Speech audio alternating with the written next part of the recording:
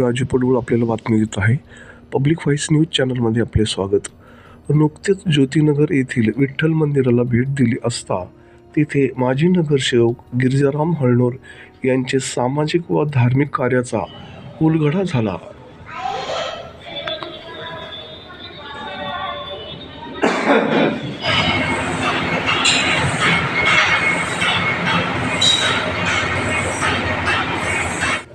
मी महेंद्र जागीरदार, Jyotinagar development फाउंडेशनचा सदस्य आणि सचिव, विठ्ठल मंदिराचा सेवेकरी.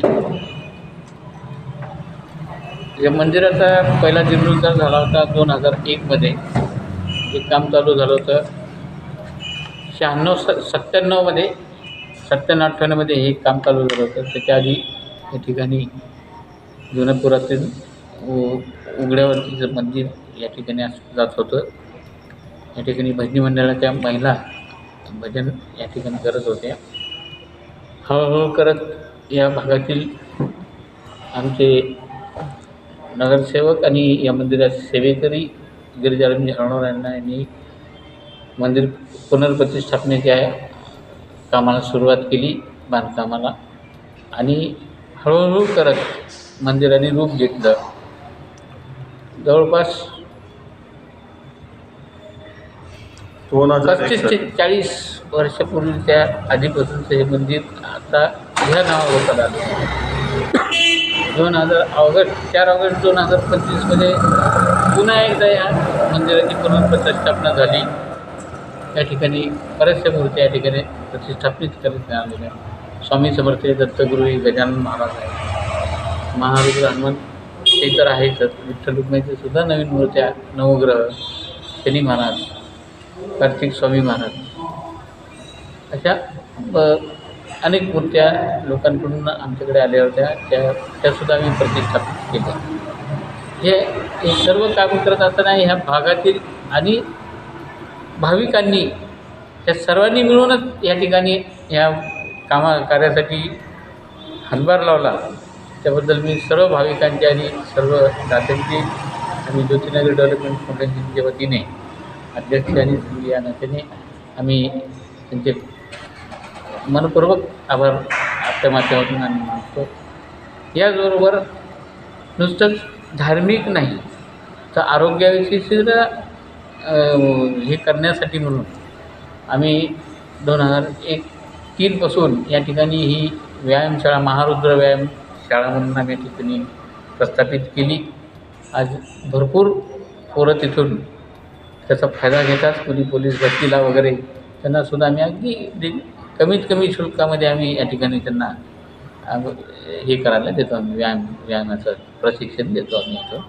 त्याचप्रमाणे सामाजिक कार्यामध्ये आरोग्य कॅम्प, रक्तदान शिबिरं, विविध प्रकारचे शिबिर आम्ही दरवर्षी घेतो. डोळ्याचे आय कॅम्प घेतो, पॅन कार्ड शिबिर, आधार कार्ड शिबिर, असे गव्हर्नमेंटच्या अजून काही योजना ज्या आहेत त्या सर्वांचे शिबिर आपण त्यावेळेस मतदार नोंदणीचे कार्यक्रम वगैरे आपण ह्या माध्यमातून आपण दरवेळेस आपण या ठिकाणी घेत असतो.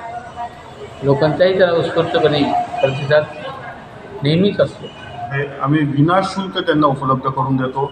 मंदिरात गुरुजी आहेत, गिरिजाराम हळनोर उर्फ अण्णा यांनी इथे नागरिकांसाठी इतकी चांगली सुविधा करून दिली आहे की मंदिरात पुजारी आहेत. ते पुजारी तुमच्याकडनं तुम्ही जे योग्य वाटेल ते दान द्या, अशी कोणाची कल्पना नाही. तुम्ही इथे तुमच्या पूजा, कोणाच्या काही विधी असतात, घरात करता येत नाही किंवा घरात जागा नसते, तर त्या दृष्टिकोनातून त्यांनी ह्या जागा इथं फ्रीली ओपन केलेल्या आहेत.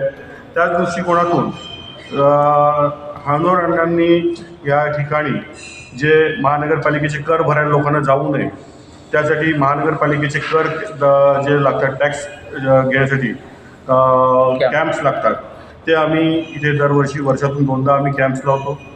त्याचप्रमाणे इथे रक्तदान शिबिर या गोष्टी होतात.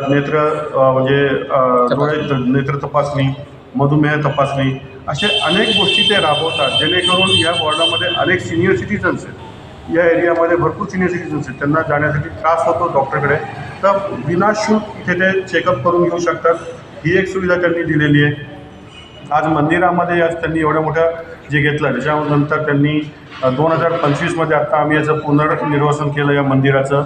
त्याची त्याला काय म्हणतात, तर त्याच्यामध्ये आपले अनेक मान्यवर गुरुजी इथे होते, जे पीठाधीन वगैरे जे गुरुजी होते ते इथे आले होते. जवळपास 7 दिवस या मंदिरात कंटिन्यू होम हवन चाललं. आज या व्यक्तीने म्हणजे नुसतेच त्यांचं नाव नाही जपलं, तर नावाच्या बरोबर त्यांनी इथे जपलेलं आहे माणूस. कोणालाही कितीही अर्जंट काम पडो, त्यांनी फक्त एक फोन करावा, तुम्हाला त्यांना मदत त्यांच्या दारापर्यंत जाते. त्याचप्रमाणे आज इथे पाणी तुम्हाला केव्हा येणार, आज सरकारच्या निष्क्रियतेमुळे म्हणा की अजून काही कारणामुळे म्हणा, पाण्याचं सगळं डिस्टर्बन्स चालू आहे. कधी पाणी येईल काय येईल माहीत नाही, पण ती पाणी पुरवठा व्यवस्थित होणं, त्याच्यासाठी रात्र टँकवर मोठ्या जलकुंभावर जाऊन उभं राहणं, टँक भरून त्या लोकांना मेसेज देणं, हे आज एवढं मोठं सत्कारमी काम ते त्यांच्याकडनं करतात. कोणाकडे घटना घडो, कोणाकडे सुखाची घटना घडो, चांगली घटना घडो, इथे मदत कार्याला तत्पर हे इथे उभे असतात. यांनी आज एक कॉलनीचा एक फार मोठा दुवा आहे, आणि त्यांनी एक कॉलनीचा जे आपण म्हणतो ना की नुसतंच नगरसेवक वगैरे असं नाही, तर त्यांनी एक कॉलनीचा ज्येष्ठ घरातला एक नागरिक, जसं आपल्या घरामध्ये एक ज्येष्ठ पुरुष असतो त्या पद्धतीने त्यांनी इथले प्रत्येक घरं सांभाळलेले, प्रत्येक घराचे सुखदुःख सांभाळलेले. महारुद्र व्यायामशाळा ओपन करून ज्या लोकांना आपल्या शारीरिक काळजी घ्यायची आहे, त्याच्यासाठी त्यांना अक्षरशः नाममात्र 200-300 रुपयाच्या मंथली दरामध्ये त्यांना ही व्यायामशाळा ओपन करून दिलेली आहे. आज जे लोक पोलीस भरतीसाठी जातात किंवा त्यांना बाहेर 2-3 हजार रुपये द्यावे लागतात, तर कुठल्याही प्रकारची अपेक्षा न बाळगता त्यांनी टोटली इथे एक फ्री व्यायामशाळा, म्हणजे फ्रीच म्हणावं लागेल, कारण नावावर 200 म्हणजे काहीच नाही. तर या मंदिराच्या माध्यमातून असे उपक्रम यांनी चालवलेले आहेत. आमच्या कॉलनीमध्ये अजून ज्योती मंदिर एक आहे, मागे साईबाबा मंदिर आहे. इथेही त्यांचे काही अनेक धार्मिक कार्यक्रम चालू असतात. या धार्मिक कार्यक्रमामुळे या कॉलनीची पवित्रता जपण्यात खूप मोठं यश आलेलं आहे.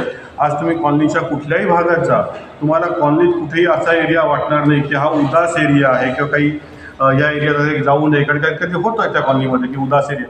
तर इथे जे होणारे धार्मिक कार्यक्रम, दर महिन्याला दर उत्सवाला मोठमोठे कार्यक्रम घेणं, हा जो कार्यक्रम त्यांनी घेतलेला आहे त्याच्यामुळे पूर्ण कॉलनीमध्ये एक पावित्र्य जपल्या गेलेलं आहे. याचबरोबर कोरोनापासून त्यांनी एक अन्नदानाचा कार्यक्रम चालू केलेला आहे. जे करोनाच्या काळामध्ये अनेक जणांना जेवायला मिळत नव्हतं, जे बाहेरगावचे होते त्यांना अन्न मिळत नव्हतं, तर तेव्हापासून इथे अन्नदानाचा कार्यक्रम चालू. करोना काळामध्ये जवळपास दररोज 3000 लोकांना घरोघरी जाऊन अन्न पुरवलं जात होतं. इथे सकाळपासून संध्याकाळपर्यंत लोक भिडलेले होते, स्वयंपाक बनवत होते आणि लोकांना जे गरजू लोक आहेत त्यांना जेवण पुरवणं होतं. आणि हे सगळी कल्पना हे गिरजारामजी हानोळ यांच्या संकल्पनेतून ही साकार झालेली आहे. मग त्याच्यानंतर हा विचार केला की बाबा आता हे सगळं संपलं, करोना संपलं, पण काही लोक अजूनही असे आहेत की त्यांना नोकऱ्या नाही मिळाल्या, काही लोक असे आहेत की त्यांची अजूनही रोजचं इन्कम नाही चालू. मग त्या काळासाठी आम्ही इथे एक रोजरी संध्याकाळी 7:30 ते 9:30 या दरम्यान आम्ही एक टेबल ठेवतो, ज्याच्यामध्ये पूर्ण वरण भात भाजीपोळी असते. कोणीही यावं, जे गरजवंत आहेत त्यांनी यावं, आपला डबा भरून इथे घेऊन जावं. इथे फक्त आम्ही जेवायला बसायला देत नाही, पण त्यांनी डबा घेऊन यावा. पण तुम्हाला तसंही नसेल तर आम्ही इथे ताटवाटी देतो, आम्ही तुम्ही त्यातनं जेवण घ्या आणि तुम्ही इथे जेवण करू शकता. आणि विनाशुल्क आहे, कुठल्याही प्रकारचे शुल्क आम्ही घेत नाही. याचप्रमाणे जसे कोणाकडे निधन होतं किंवा काही होतं तर मला हे बोलावं लागतं, सेवागाडी गाडी वगैरे बोलावी लागते. तर ही गाडी पण आम्ही इथे ठेवलेली आहे. इथली स्मशानभूमी बघा, स्मशानभूमी इतकी तुम्हाला व्यवस्थित साफसफाई मिळेल, कारण त्यांचं रोज सकाळ संध्याकाळचे चक्कर असते, लाकडं आहेत, काय आहेत, तिथे व्यवस्था काय आहे, कुठे गैरसोय तर नाही आहे, त्या पद्धतीने त्यांनी तिथलीही काळजी घेतलेली आहे. म्हणजे असं नाही की नुसतंच लोक जपलेत, पण त्यांच्या गरजा पण लक्षात घेतलेल्या आहेत. त्या गरजा लक्षात घेऊन त्यांचं सुखदुःख, त्यांना काय काय लागणार आहे या सगळ्याची व्यवस्थितपणे टेपठाप ठेवलेली. तुमचं नाव? मी चंद्रकांत मच्छिंद्रराव चोरे, वाखाडामध्ये कामाला आहे. इथं माडा कॉलनीमध्ये राहतो मी गेल्या 19 वर्षापासून. त्या मंदिरात मी कमीत कमी 2010पासून कंटिन्यू आतापर्यंत 15 वर्ष मी कंटिन्यू येतो.